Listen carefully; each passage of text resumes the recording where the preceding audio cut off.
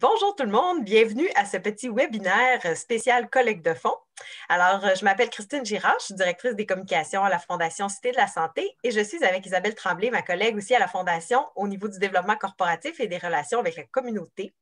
On a la chance d'être avec Nathalie Wilson. Nathalie qui est avec nous au défi vélo 300 km pour la vie depuis plusieurs années déjà et qui est également membre du comité organisateur du défi à titre bénévole. Donc, on la remercie d'emblée pour ce geste très humain, très authentique qui nous permet chaque année là, de pousser le défi un petit peu plus loin. Et puis, d'ailleurs, ce petit moment-là ensemble, c'est pour discuter collecte de fonds, meilleures pratiques, trucs et astuces. Et on a pensé à Nathalie parce que Nathalie, de par son expérience, elle a testé quelques formules. Il y en a qui ont peut-être moins bien marché, d'autres ont été des grands succès. Donc, on va aller puiser dans son expérience pour vous la partager. Puis, on vous invite, vous aussi, là, à réagir et à nous partager par la suite vos bonnes idées. Alors, Nathalie, sans plus tarder, d'abord, je t'invite à te présenter brièvement. Bien, merci, merci. Comme tu disais, ça fait quelques années déjà que je fais le défi parmi l'équipe des Braves. Alors, ça va être ma 6e édition cette année. Et puis, évidemment, pour la cause, principalement, je suis embarquée là-dedans pour un ami que tout le monde connaît, là, Normand Fonseca, qui, au moment du début de la formation de l'équipe des Braves, combattait un cancer, qui aujourd'hui, heureusement, il roule avec nous. Alors, on s'est joint à lui pour vraiment pédaler pour la cause. Puis dis-moi, Nathalie, avant le défi, est-ce que tu avais déjà fait des collectes de fonds pour d'autres causes ou d'autres activités? Bien, pas dans cette forme-là, en fait, à part, je dirais, d'organiser des petites collectes pour les entraîneurs de mes enfants lorsqu'ils étaient un peu plus jeunes puis qui étaient dans différents sports. Alors, collecter un peu d'argent parmi les parents, mais dans cette forme-là, pour une cause spécifique, c'est la première fois. C'est ma première expérience. OK. Puis donc, de ton expérience, qu'est-ce qui a été des facteurs de succès? Il y a plusieurs façons de collecter des fonds. On pourrait commencer, en fait, je te laisse commencer avec la formule de ton choix, là, que ce soit courriel ou médias sociaux ou même en personne. Ben, en fait, en réfléchissant à notre petite rencontre aujourd'hui, je me disais, c'est un mix un peu de tout ça. Facebook, les courriels, les LinkedIn, il y en a qui sont, pour ma part, avec le réseau de contacts que j'ai dans mon industrie, qui est l'industrie de l'alimentation au niveau professionnel. C'est le courriel qui fonctionne le mieux. Puis je dirais que j'ai découvert au fil des années qu'il ne faut pas s'empêcher d'envoyer un courriel à certains de nos contacts. Il faut vraiment envoyer ça à tous nos contacts.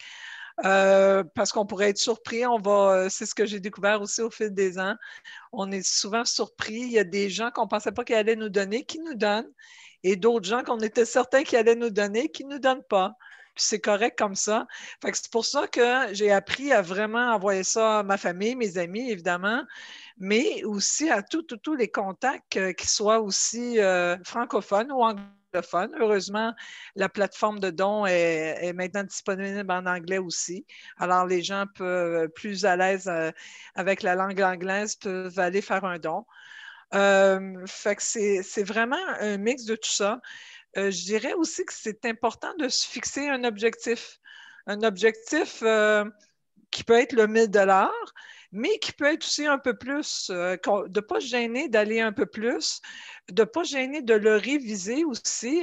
C'est tout le temps bon. Des fois, les gens ont comme thinking, comme pensée, en fait, de se dire, ben, si je l'ai atteint, c'est correct. Non, mais non, si on le révise à la hausse, je pense que pour plusieurs donateurs, ben, il y en a certains qui vont vouloir nous aider à atteindre notre objectif. Alors, il va y avoir cet aspect-là aussi qui va jouer dans le fait qu'ils donnent ou qu'ils ne donnent pas. Puis établir votre timing aussi. Est-ce que vous voulez commencer votre collecte de fonds pour être rassuré d'avoir ramassé votre 1000 $ ou votre objectif, d'avoir atteint votre objectif tôt dans la saison, ou est-ce que vous voulez plus jouer sur le fait que lorsqu'on approche de l'événement, d'après mon expérience, les gens sont plus enclins à donner et à dire « Ah oui, oui, c'est vrai, il ne faut pas que j'oublie. » Alors, ça peut être un mix des deux aussi. peux avoir un courriel comme au mois de mai, tout ça, au début de la saison de vélo, pour leur signifier que vous vous préparez tout au cours de l'année à cet événement-là. Puis à les sensibiliser aussi à la cause, et avec des rappels après 1 mois, après 2 mois, puis un petit peu plus accéléré durant le mois d'août à l'approche de l'événement. Aussi, j'aime bien utiliser mon fameux last call. Alors, quand il reste quelques jours seulement à l'événement, autant sur Facebook que dans mes courriels, je commence en écrivant un gros last call, une expression bien connue ici parmi nous tous qui avons été jeunes à un moment donné, qui sont allés qui en vont fréquenter des bars ou qui les fréquentent encore. Et puis, souvent, ça a beaucoup de succès, ces courriels-là et ces parutions-là, ces publications-là sur Facebook de la SCAL. Les gens disent, ah oui, oui, c'est là. Puis un fait aussi très important, n'oubliez pas de remercier vos donateurs. Ils reçoivent un message automatisé du système lorsqu'ils font un don, mais prenez le temps, que ce soit par Messenger, si ce sont des contacts Facebook, par courriel, si ça fait partie de votre liste de distribution pour courriel, pour leur envoyer un petit mot. Si eux ont mis un mot d'encouragement lors de votre don, prenez le temps de leur dire que ça vous a touché, ce mot-là, de vraiment le personnaliser, puis que ça vous a touché leur don et aussi leur mot d'encouragement. Alors, ou en personne, prenez le temps vraiment de les remercier. Un premier merci tout de suite après le don et un merci global après l'événement à tous vos donateurs, autant sur Facebook, une belle publication Facebook, leur résumant comment que ça s'est déroulé, quel a été le montant total atteint, puis de les remercier sincèrement. Alors, c'est à peu près ça, c'est vraiment un mix de tout ça. Je suis curieuse un peu dans ton premier courriel, là, vraiment, là, c'est sûr qu'il y a de l'habitude qui s'est créée dans ton cas au Ouais. fil des années, mais mettons, si tu te replaces à ta première année, Ouais. qu'est-ce que tu mettais de l'avant dans ton courriel de sollicitation, mettons le tout premier? Ben, à ce moment-là, c'était que je le faisais pour une Un amie, entre ami. autres, qui était un ami qui était normand, mais j'avais aussi une amie qui était Viviane Loriot, qui était très impliquée à Sainte-Thérèse ici au niveau du soccer, qui nous a quittés depuis, mais qui combattait aussi un cancer. Alors, je me suis pas gênée sans tomber dans la fibre sensible des gens, mais oui, il faut, des fois, en nommant des gens de notre entourage, les gens vont se retrouver là-dedans, vont être sensibles à ça. Peut-être qu'ils connaissent la personne pour laquelle vous faites ce défi-là. Évidemment, on fait le défi pour tous les gens qui bénéficient du Centre de cancérologie intégré de Laval, mais des fois, on a des gens en particulier à qui on pense. Alors, la première fois, je me rappelle, et autant dans ma page de dons, dans ma présentation, je nommais ces gens-là, parce que c'est important. Puis ça rend la chose encore plus factuelle, encore plus réelle, comme quoi que, OK, ça arrive à ces gens-là, mais peut-être que ça va être nous qui auront besoin de ces services-là et de cet argent-là et au fil des ans, malheureusement, mais c'est une réalité. Alors, je me rappelle que mon premier courriel, c'était ça. Maintenant, les courriels, je me fais un devoir aussi de rappeler comment ça a été l'année dernière pour qu'ils voient que pour moi, personnellement, ben, ça demeure un défi physique aussi. Et puis que je me donne parce qu'on se dit tout le temps, et j'ai tout le temps ces mots-là en tête dans mes courriels et mes publications, que le cancer ne prend pas de pause.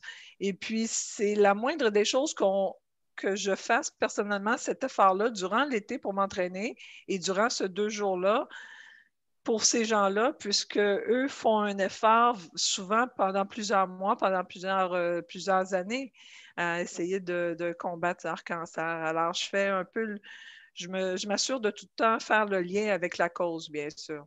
Mm-hmm. C'est intéressant. Puis j'aurais envie de te demander comment tu réagis des fois face au refus ou à la non-réponse, parce qu'au final, des fois, on ne reçoit pas tant de refus, mais on reçoit beaucoup d'absence. Il y a pas de Oui. réponse. Comment tu réagis à ça? As-tu des trucs? Ben, premièrement, je le prends. Il faut y rester de bonne humeur. Il ne faut pas le prendre personnel, bien sûr. On garde notre bonne humeur. Premièrement, mes courriels. Lorsque j'envoie les courriels, c'est tout le temps, ma liste de distribution est tout le temps dans la copie conforme invisible pour pas que les gens se sentent interpellés, puis que d'autres voient qu'ils sont interpellés, puis est-ce qu'ils donnent pas. Alors, ça garde quand même, je trouve, une certaine aisance dans tout le processus. Hmm. Et puis, évidemment, je suis très consciente que oui, je suis d'accord pour dire qu'un 20 c'est quoi dans la vie de quelqu'un, mais il y a mille et une raisons pourquoi que les gens donnent, mais il y a aussi mille et une raisons pourquoi que les gens peut-être ne donnent pas. Hmm. Alors, je reste très, très positive là-dedans, puis c'est sur une base très, très volontaire, mais aussi, je reste très sensible et je dis aux gens, certains ne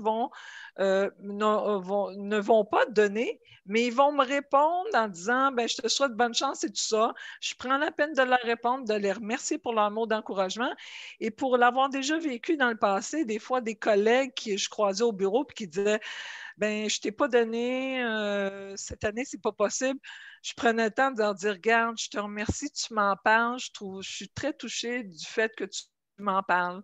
Fait Hmm. puis que tu me parles de mon défi, ça me fait autant plaisir qu'un don. Fait que je pense qu'il faut toujours tourner ça très, très positif. Ah ben, super. Une petite dernière question, là, justement, dans cet été 2021 un peu particulier, votre équipe, les Braves, vous étiez excellents dans l'organisation d'activités ensemble. Vous aviez un souper portugais, une activité de soccer. Comment, à date, vous envisagez l'été? Avez-vous pensé à des alternatives? Allez-vous tenter du virtuel? Qu'est-ce qui vous anime là, en ce moment? Là, on se parle le 17 juin, vous n'avez peut-être pas encore, vous attendez, j'imagine, un peu comme tout le monde, les nouvelles normes, mais qu'est-ce qui se passe dans vos têtes en ce Ben, moment? en fait, on s'est posé la question aussi au début de l'année dernière. Puis je pense qu'après l'année dernière, c'était la 5e année, donc ça faisait comme 4 ans qu'on faisait ces levées de fonds-là, qui sont très, très, très, très intenses, hein, qui se passent. On était rendu à 4 levées de fonds avec souper bénéfice au Boston Pizza et en camp silencieux. Match de soccer amical avec moitié-moitié et toutes sortes de choses pour ramasser de l'argent durant ce match-là, souper portugais et on avait ajouté la dernière année, en 2019, une séance de yoga. Fait que je pense on rejoignait vraiment toutes sortes de clientèles, mais c'était 4 activités à l'intérieur de 6 semaines. Alors, c'est très, très intense. On en finit une, on fait notre petite réunion. C'est sûr qu'on a pris l'habitude, on travaille comme un projet, on aborde ça comme un projet, gestion de projet, c'est-à-dire qu'on a un fichier Excel avec tout ce qu'il faut faire pour rien oublier, qui s'occupe de quoi. Alors, c'est très, très, fait que c'est très, je te dirais, drillé, si je peux m'exprimer ainsi, c'est très. Mais je pense on avait besoin peut-être de cette petite pause-là pour peut-être prendre une pause des levées de fonds. C'est très beaucoup d'adrénaline dans ces levées de fonds-là. On est une belle gang, c'est le fun de faire ça, mais c'est assez intense et assez épuisant.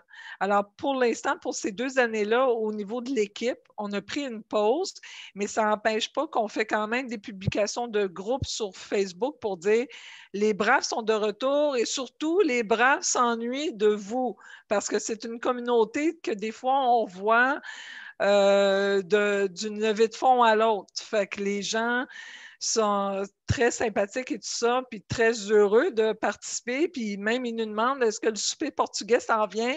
À chaque année, on avait ces questions-là. Est-ce que ton souper Boston Pizza va s'en venir? Ils avaient hâte de participer. Alors là, on fonctionne un peu plus comme de cette manière-là, de garder le lien, mais sans nécessairement de faire de quoi virtuel. Je pense qu'on avait tous besoin de peut-être cette petite pause-là, puis se concentrer sur nos levées de fonds individuelles. Euh, Nonobstant, ça n'empêche pas que certains font peut-être de leur côté s'ils ont une bonne communauté de collègues. On peut faire des moitié-moitié virtuellement, puis tout ça avec nos collègues de travail et tout ça. Mais pour ce qui est des levées de fonds comme tel, on a hâte d'y retourner, mais on a décidé de prendre une petite pause. Super. Bien, merci beaucoup, Nathalie. Vraiment apprécié ce bel échange. Puis au plaisir de se voir très bientôt, en vrai. Oui, et puis j'ai hâte aussi d'entendre aussi les idées des autres personnes, des autres équipes. C'est toujours le fun de partager. Autant nous, ça nous fait plaisir de partager là, comment on fait ça et tout ça. Les documents qu'on a, on peut les partager avec n'importe quelle équipe. Ça va nous faire plaisir pour essayer de répandre ça parmi toute la région, le Grand Montréal métropolitain. Pourquoi pas? Merci. Merci, au revoir.